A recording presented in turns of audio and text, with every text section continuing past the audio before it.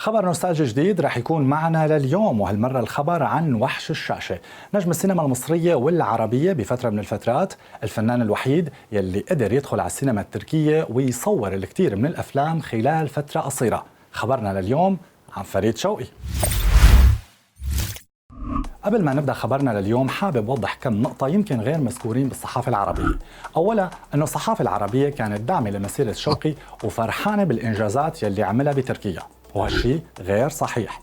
على العكس، هي كانت غضبان عليه غضب الوالدين. مصدر الحكي هو جريدة جمهوريات بالخبر يلي نشرته بتاريخ 24/10/1968. بيقول الخبر انه المنتجين بمصر ما كانوا حابين طلعت شوقي على اسطنبول، حتى انهم بعثوا من القاهرة شخص لحتى يقنعه يرجع ويشتغل بمصر، واعطوا لهذا الشخص شوية مصاري لحتى يعطيهم لشوقي ويقنعه بالرجعة. وبحسب الخبر نفسه، فريد شوقي رفض المصاري ورفض يرجع على مصر، وقال انه رح يبقى باسطنبول لانه وقع عقود مع الشركات وما رح يفسخ العقود ويرجع. الناحية الثانية هو بما يخص موضوع المصاري يلي كسبهم فريد شوقي بتركيا من الافلام يلي عملهم، والحقيقة انه فريد ببعض افلامه ما اخذ اي مقابل مادي لقاء اتعابه كممثل. بحسب الصحيفة نفسها أنه أجر فريد شوقي بسنة 68 وصل لل 200,000 ليرة تركي داخل مصر. طب إذا هيك كيف بيقبل يشتغل بدون مقابل؟ الجواب موجود بالصحافة اللي كانت تنشر أخبار التزاوج بين السينما التركية والسينما العربية. بحسب الأخبار أنه تم الاتفاق مع فريد شوقي على أنه ما ياخذ أجره كممثل بمجموعة من الأفلام، وإنما المقابل هو حصوله على كل حقوق الأفلام وقت نشرها بالعالم العربي. يعني كل المصاري اللي كانت تجي من الأفلام وقت عرضها بصالات السينما بالوطن العربي كانت تروح لجيبة شوقي. هي الخطة عملوها المنتجين الأتراك لأنه السينما التركية كانت عم تعاني من مشاكل بالإنتاج، ووقتها كانت بدايات مرحلة إنتاج الأفلام الملونة يلي كانت تكاليفها إجمالاً كبيرة ومو أي حدا بيقدر يشيلها. لهيك كانت صفقة رابحة أنه منا بيروجوا لشغلهم برا تركيا وبينفتحوا للعالم العربي، ومنا بيخففوا على حالهم تكاليف الإنتاج بالملون. وهذا كمان كان من أهم الأسباب يلي فتحت الأبواب قدام فريد شوقي ليدخل بالسينما التركية وياخذ بطولة الكثير من الأفلام، لأنه ما في أي شيء ممكن يجبر المنتجين الأتراك أنهم يصنعوا من الفيلم الواحد نسختين.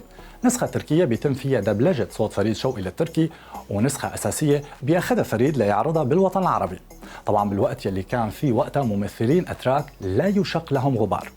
وإنما هالشي ما بيعني التقليل من أهمية فريد شوقي والشيء اللي قدمه بتركيا وحصوله على جائزة البرتقالة الذهبية عن فيلم جميلة، وقديه كان محبوب بالوسط التركي وقتها. واحدة من القصص اللي صارت مع فريد شوقي بيذكرها المخرج والسيناريست التركي المعروف عاطف يلماز بمذكراته هاياليريم أشكم فيبان، أنه فريد شوقي بمرة من المرات كان عم بيصور مشهد بمدخل البناية، فكان المشهد عبارة أنه هو بيحكي شوي وبعدها بيطلع بالأسانسور. المهم عملوا بروفا 2 3 وأكشن وبدأوا التصوير، ولا بيجي ولد صغير عمره حوالي 5-6 سنين وبيطلع مع فريد شوقي بالأسانسور. وقف المخرج التصوير وفريد مسك الولد وضربه ضربة خفيفة على رقبته وطالعه برا الكادر، وبيكملوا تصوير. ثاني نهار ولا بيجي خبر انه هالولد ابن اخطر رجل عصابات بالقاهرة.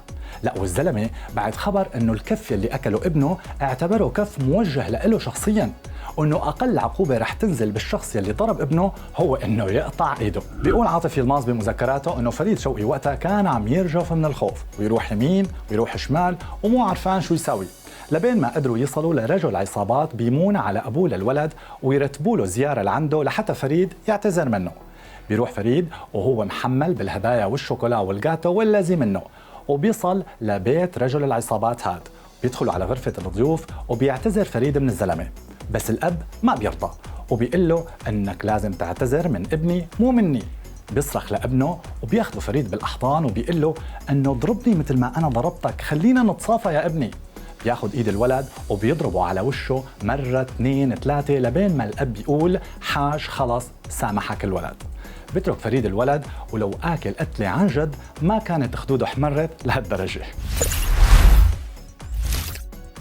طبعا فريد شوقي من عمالقة السينما يلي من النادر انهم يتكرروا. كل أصدقائه بتركيا شهدوا بأخلاقه وإنسانيته وقلبه الطيب، بالإضافة لأدائه الاستثنائي.